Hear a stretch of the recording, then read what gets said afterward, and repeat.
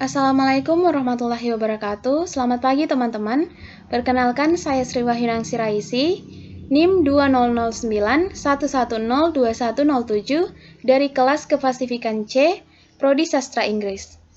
Di video kali ini saya akan menjelaskan salah satu negara yang berada di kawasan Asia Pasifik, yakni Korea Utara. Republik Rakyat Demokratik Korea, atau yang biasa kita kenal dengan Korea Utara, adalah sebuah negara di Asia Timur yang meliputi sebagian utara semenanjung Korea. Ibu kota dan kota terbesarnya adalah Pyongyang. Zona demilitarisasi Korea menjadi batas antara Korea Utara dan Korea Selatan. Sungai Amnok dan Sungai Tuman membentuk perbatasan antara Korea Utara dan Republik Rakyat Tiongkok. Sebagian dari Sungai Tuman di timur laut merupakan perbatasan dengan Rusia. Penduduk setempat menyebut negara ini Pukchoson, atau yang berarti Choson Utara. Sementara penduduk Korea Selatan menyebutnya sebagai Bucheon, yang artinya Han Utara. Semenanjung Korea diperintah oleh Kekaisaran Korea hingga dianeksasi oleh Jepang setelah Perang Rusia-Jepang tahun 1905. Setelah kekalahan Jepang pada Perang Dunia II, Korea dibagi menjadi wilayah pendudukan Soviet dan Amerika Serikat. Korea Utara menolak ikut serta dalam pemilihan umum yang diawasi PBB yang diselenggarakan di selatan pada 1948 yang mengarah kepada pembentukan dua pemerintahan. Baik Korea Utara maupun Selatan mengklaim kedaulatan di atas seluruh semenanjung yang berujung kepada Perang Korea tahun 1950. Sebuah gencatan senjata pada 1953 mengakhiri pertempuran. Namun, kedua negara secara resmi masih berada dalam status perang, karena perjanjian perdamaian tidak pernah ditandatangani. Sejarah negara Korea Utara. Pembagian Korea. Pada Agustus 1945, tentara Soviet membentuk otoritas sipil Soviet untuk memerintah negara ini, hingga sebuah rezim domestik yang bersahabat dengan Uni Soviet dapat dibentuk. Setelah mundurnya tentara Soviet pada 1948, agenda utama pada tahun berikutnya adalah penyatuan Korea dari kedua belah pihak. Namun, konsolidasi rezim Syngman di selatan dengan dukungan militer Amerika dan penekanan pemberontakan pada Oktober 1948 mengakhiri harapan bahwa negara ini dapat disatukan kembali menurut cara revolusi komunis. Pada 1949, rezim utara mempertimbangkan untuk melakukan intervensi militer ke Korea Selatan, tetapi gagal mendapat dukungan dari Uni Soviet. Penarikan kekuatan militer Amerika Serikat dari selatan pada Juni memperlemah rezim selatan dan membuat Kim Il-sung mempertimbangkan kembali rencana invasi ke selatan. Gagasan itu sendiri awalnya ditolak oleh Joseph Stalin, tetapi dengan perkembangan persenjataan nuklir Soviet, kemenangan Mao Zedong di Tiongkok, dan pertanda dari bangsa Tiongkok bahwa mereka dapat mengirimkan serdadu dan sokongan lainnya ke Korea Utara, Stalin menyetujui penyerangan yang menjadi cikal bakal Perang Korea. Perang Korea. Perang Korea adalah perang antara Korea Utara dan Korea Selatan yang dimulai pada 25 Juni 1950. Perang ini sempat berhenti sementara dengan gencatan senjata yang ditandatangani pada 27 Juli 1953. Konflik diakibatkan oleh pembagian Korea dan upaya kedua Korea untuk menyatukan kembali Korea di bawah pemerintahan mereka masing-masing. Perang ini menewaskan lebih dari 2 juta penduduk dan prajurit dari kedua belah pihak. Periode sebelum perang ditandai dengan konflik perbatasan pada paralel utara ke-38 dan upaya negosiasi pemilihan umum bagi keutuhan Korea. Negosiasi berakhir ketika Tentara Rakyat Korea menyerbu Korea Selatan pada 25 Juni 1950. Di bawah restu PBB, Amerika Serikat dan sekutunya mendukung Korea Selatan. Setelah serangan balas Korea Selatan, tentara Tiongkok mendukung Korea Utara dan pada akhirnya mengarah kepada gencatan senjata yang hampir memulihkan kembali perbatasan awal antara Korea Utara dan Korea Selatan. Abad ke-20. Korea Utara dan Selatan tidak pernah menandatangani perjanjian perdamaian dan dengan demikian secara resmi masih dalam status perang. Hanya sebuah gencatan senjata yang diumumkan. Upaya perdamaian disela oleh beberapa pertempuran kecil dan upaya pembunuhan. Korea Utara gagal di dalam beberapa upaya pembunuhan terhadap pemimpin Korea Selatan yang paling dikenal dengan 1968, 1974, dan pengeboman Rangun pada 1983. Terowongan seringkali ditemukan di bawah zona demilitarisasi dan perang hampir meletus akibat insiden pembunuhan kapak di Panmunjom pada 1976, abad ke-21. Pada 2002, Presiden Amerika Serikat George W. Bush menjuluki Korea Utara sebagai bagian dari poros setan dan pos terdepan tirani. Hubungan tingkat tinggi yang pernah dilakukan pemerintah Korea Utara dengan Amerika Serikat adalah kunjungan Menteri Luar Negeri Amerika Serikat Madeleine Albright ke Pyongyang pada tahun 2000. Meskipun kedua negara tidak menjalin hubungan diplomatik yang resmi. Pada tahun 2006, hampir 37.000 serdadu Amerika masih berada di Korea Selatan. Meski sejak Juni 2009, jumlah ini berkurang menjadi sekitar 30.000 saja. Kim Jong-il secara pribadi menerima kehadiran tentara Amerika Serikat di semenanjung Korea. Bagaimanapun, secara umum, Korea Utara sangat menuntut penarikan serdadu Amerika dari Korea. Geografi Korea Utara. Korea Utara menguasai sebagian utara semenanjung Korea, meliputi wilayah seluas 120.540 km persegi. Korea Utara berbatasan dengan Republik Rakyat Tiongkok dan Rusia di utara, dan dengan Korea Selatan di sepanjang zona demilitarisasi Korea. Batas barat Korea Utara adalah Sungai Kuning dan Teluk Korea, sementara di timur terdapat Jepang di seberang Laut Timur. Titik tertinggi di Korea Utara adalah Gunung Pektusan dengan ketinggian 2.744 meter atau 9.003 kaki. Topografi. Para wisatawan dari Eropa yang mengunjungi Korea menyatakan bahwa negara itu menyerupai laut di tengah-tengah angin ribut karena banyaknya rentang perbukit yang silih berganti menyelang-nyelingi semenanjung itu. Kira-kira 80% daratan Korea Utara terdiri dari beberapa gunung dan dataran tinggi, dipisahkan oleh lembah-lembah yang dalam dan sempit. Dataran pesisir luas di barat dan tersekat-sekat di timur. Sebagian besar penduduk menetap di dataran rendah. Pegunungan Hamgyong berada di bagian timur laut semenanjung.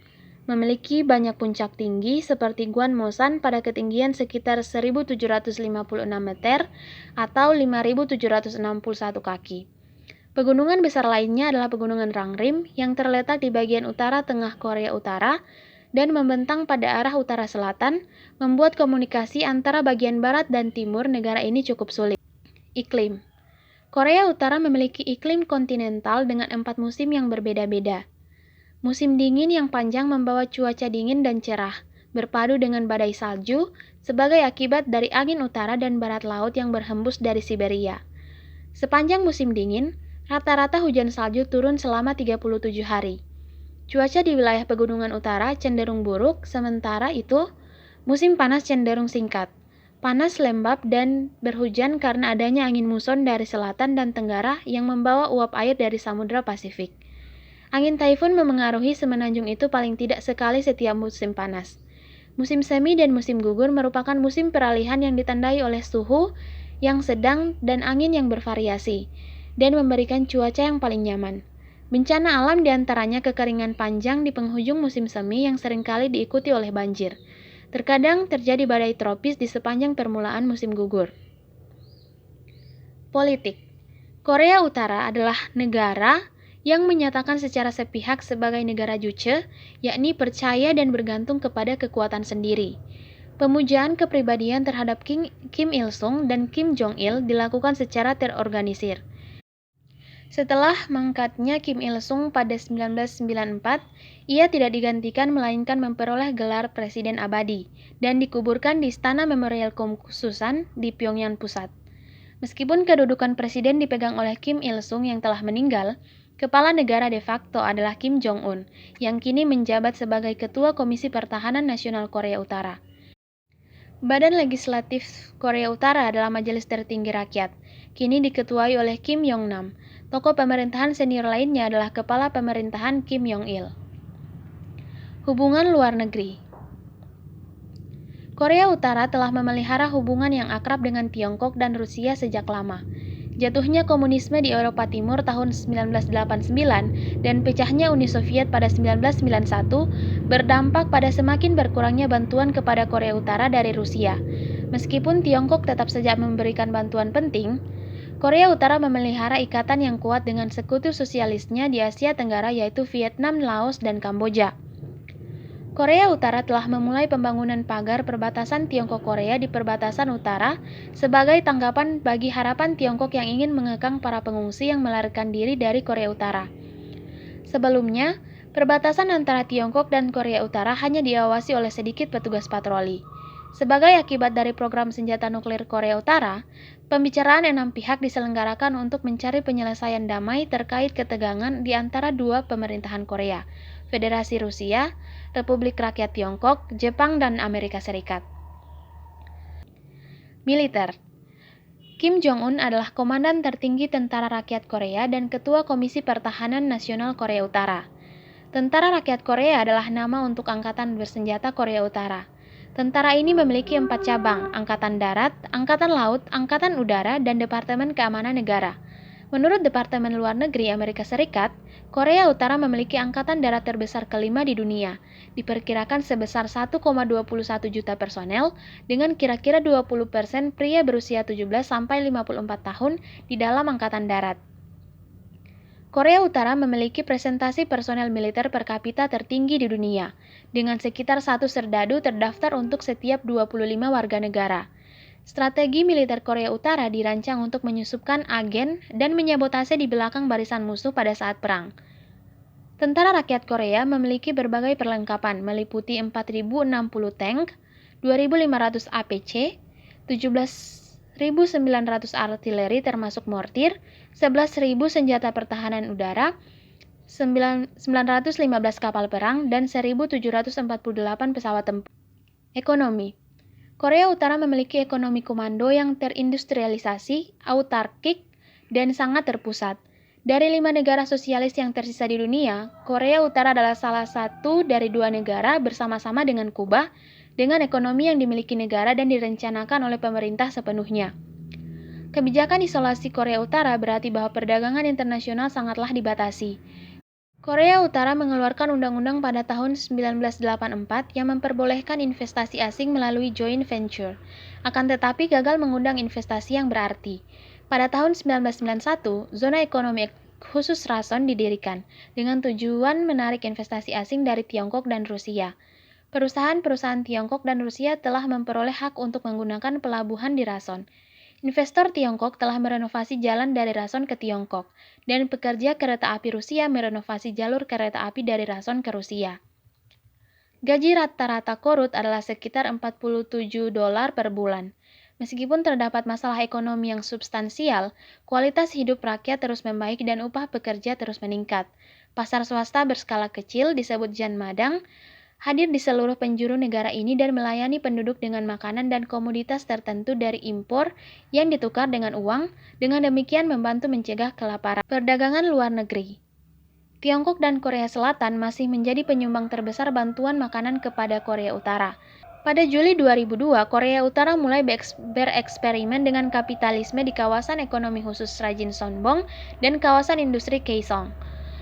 Sejumlah kawasan lainnya telah dirancang sebagai daerah administrasi khusus seperti Sinuiju di sepanjang perbatasan Tiongkok dan Korea Utara. Tiongkok dan Korea Selatan adalah mitra perdagangan terpenting Korea Utara. Perdagangan dengan Tiongkok meningkat 15% menjadi 1,6 miliar dolar dan perdagangan dengan Korea Selatan meningkat 50% menjadi lebih dari 1 miliar dolar pada tahun 2005. Dilaporkan bahwa jumlah telepon seluler di Pyongyang bertambah dari hanya 3.000 pada 2002 menjadi hampir 20.000 pada 2004. Namun, pada Juni 2004, telepon seluler menjadi terlarang lagi, hingga jaringan 3G baru, Koreolink, didirikan pada tahun 2008 melalui joint venture dengan Orascom Telecom Holding dari Mesir. Pada Mei 2010, lebih dari 120.000 orang Korea Utara memiliki telepon genggam. Pariwisata. Pariwisata di Korea Utara dikelola oleh organisasi pariwisata milik negara. Tiap-tiap wisatawan berkelompok atau juga perseorangan didampingi secara tetap oleh 1 atau 2 orang pemandu wisata yang biasanya berbicara dengan bahasa ibu wisatawan. Sementara pariwisata telah meningkat selama beberapa tahun terakhir. Jumlah wisatawan yang berasal dari barat masih sedikit. Sebagian besar wisatawan yang berkunjung berasal dari Tiongkok, Rusia, Jepang. Warga negara Rusia lebih memilih Korea Utara sebagai tujuan wisata karena murah, minim pencemaran, dan cuacanya lebih hangat. Warga negara Korsel mustahil untuk memperoleh visa ke Korea Utara, tetapi mereka masih bisa mendapat izin masuk ke wilayah khusus wisata seperti Kaesong. Warga negara Amerika Serikat juga tidak dapat memperoleh visa dan hanya bisa berkunjung pada saat dirayakannya Festival Arirang. Namun larangan ini telah dicabut pada Januari 2010. Transportasi. Di pusat-pusat kota di Korea Utara terdapat bus dan tram, baik lokal maupun impor. Kereta-kereta api lama dibeli dari Eropa dan Tiongkok, tetapi embargo perdagangan telah memaksa Korea Utara untuk membuat kendaraan mereka sendiri. Jawatan Kereta Api Republik Demokratik Rakyat Korea, Choson Chul Minzui In Minggong Hwaguk, adalah satu-satunya operator kereta api di Korea Utara. Perusahaan ini memiliki jaringan rel kereta api sepanjang 5.200 km dengan 4.500 km. Beberapa di antaranya memenuhi standar gauge. Ada rel sempit kecil yang beroperasi di Semenanjung Haeju. Kereta api tersebut terdiri dari campuran lokomotif uap dan listrik. Mobil paling banyak dibuat di Korea Utara menggunakan rancangan Soviet. Ada beberapa lokomotif dari Kekaisaran Jepang, Amerika Serikat, dan Eropa yang masih dipakai. Lokomotif bekas dari Tiongkok juga masih dioperasikan. Demografi. Angka kasar penduduk Korea Utara adalah sekitar 23 juta jiwa, salah satu negara dengan kelompok etnik dan bahasa paling seragam di dunia, dengan sangat sedikit orang Tiongkok, Jepang, Vietnam, Korea Selatan, dan minoritas ekspatriat Eropa. Bahasa. Korea Utara berbagi bahasa Korea dengan Korea Selatan. Terdapat perbedaan dialek di kedua-dua Korea, tetapi perbatasan utara dan selatan tidaklah mewakili perbatasan bahasa secara jelas. Sementara di Korea Selatan lebih liberal, adopsi istilah-istilah modern dari bahasa asing lebih dibatasi di Korea Utara. Hanja atau Hanzi tidak lagi dipakai di Korea Utara, meski kadang-kadang masih dipakai di Korea Selatan. Kedua-dua Korea berbagi sistem penulisan fonetik yang disebut Chonsongul di utara dan Hangul di selatan. Romanisasi berbeda di kedua-dua negara. Korea Utara menggunakan sistem McCune-Reischauer dengan sedikit modifikasi dan Korea Selatan menggunakan romanisasi Korea yang direvisi. Agama. Kedua-dua Korea berbagi warisan yang sama dari agama Buddha dan Konghucu Korea dan sejarah yang masih sangat baru dari agama Kristen dan pergerakan Cheondaisme atau agama jalan surgawi. Konstitusi Korea Utara menyatakan bahwa kebebasan beragama diizinkan. Menurut standar-standar agama barat, sebagian besar penduduk Korea Utara dapat dikelompokkan sebagai tidak beragama. Tetapi sebagian besar diantaranya didefinisikan beragama dari sudut pandang sosiologi. Dan pengaruh budaya agama-agama tradisional itu semisal Buddha dan Konghucu masih memiliki dampak pada kehidupan kerohanian Korea Utara. Pendidikan. Pendidikan di Korea Utara dikendalikan oleh pemerintah dan wajib sampai jenjang menengah pertama. Pendidikan di Korea Utara gratis dan negara menyediakan bagi para siswa tidak hanya fasilitas pengajaran dan pendidikan gratis tetapi juga seragam dan buku. Heuristika secara aktif diterapkan untuk membangun kemandirian dan keaktifan para siswa. Pendidikan wajib berlangsung 11 tahun dan melewati 1 tahun jenjang prasekolah, 4 tahun pendidikan dasar, dan 6 tahun pendidikan menengah. Kurikulum sekolah di Korea Utara terdiri dari pokok-pokok bahasan akademik dan politik. Kesehatan. Pelayanan kesehatan dan perawatan medis di Korea Utara tidak menuntut pembebanan biaya kepada rakyat. Korea Utara menganggarkan 3% PDB-nya untuk sektor kesehatan. Sejak tahun 1950-an, Korea Utara telah meletakkan fondasi yang kuat di sektor kesehatan. Dan antara tahun 1955 dan 1986, banyaknya rumah sakit bertambah dari 285 menjadi 2.401 dan banyaknya puskesmas dari 1.020 menjadi 5.644. Ada beberapa rumah sakit yang khusus melayani orang-orang pabrik dan pertambangan. Budaya. Kebudayaan Korea mengalami penindasan pada masa penjajahan Jepang dari 1910 hingga 1945. Jepang menerapkan kebijakan asimilasi budaya. Selama masa penjajahan itu, bangsa Korea dipaksa belajar dan berbahasa Jepang, mengadopsi sistem nama keluarga Jepang dan agama Shinto, dan dilarang menulis atau berbicara menggunakan bahasa Korea di dalam sekolah, perdagangan, atau tempat-tempat umum lainnya. Selain itu, bangsa Jepang menukar atau mengganti berbagai monumen Korea seperti Istana Gyeongbok dan dokumen-dokumen yang menggambarkan bangsa Jepang secara buruk diubah. Pada Juli 2004, kompleks pemakaman Goguryeo menjadi situs pertama di negara ini yang dimasukkan ke dalam daftar situs warisan dunia oleh UNESCO. Olahraga. Peristiwa olahraga yang paling dikenal baik di Korea Utara adalah Festival Arirang yang diselenggarakan setiap tahun. Atraksi utama Arirang adalah untuk senam massal. Dalam sepak bola, ada 15 klub yang berkompetisi dalam Liga Korea Utara level 1 dan pertandingan untuk kontes inovasi teknis maupun kejuaraan republik. Tim nasional sepak bola Cho5 berafiliasi ke dalam AFC berperingkat 105 FIFA pada tanggal 26 Mei 2010. Tim ini berkompetisi dalam final Piala Dunia tahun 1966 dan 2010. Dalam hoki, Korea Utara memiliki sebuah tim nasional hoki putra yang menduduki peringkat ke-43 dari total 49 dan berkompetisi di Divisi 2. Tim putri menduduki peringkat ke-21 dari total 34 dan berkompetisi di Divisi 2. Baiklah, itulah penjelasan dari saya. Terima kasih sudah menonton video ini.